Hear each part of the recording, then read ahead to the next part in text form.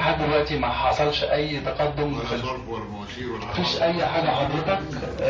ده بالاضافه ان قريه الغزويه مختلفه شويه في حته انها يعني احنا اشترينا الارض. قريه الغزويه ما فيهاش مشكله غمامه، قريه الغزويه ما فيهاش مشكله الانابيب. قريه الغزويه بتحاول توفر للحكومه الدعم برضه ان احنا اشترينا قطعه الارض على حسابنا، ما استناش الدوله. في مشاركه بين القريه والحكومه، لا ما استناش الحكومه تجيب لنا قطعه الارض او كده. يعني احنا اشترينا الارض وجاهزه ومعاينه الوحده المحليه قدام حضرتك سيادتك في القرار المكتوب. وبنعمل بس من حضرتك يعني ادراج القريه في الخطه العاجله. معالي الوزير ادرجها لكم في الخطه العاجله دي. الله يكرم حضرتك.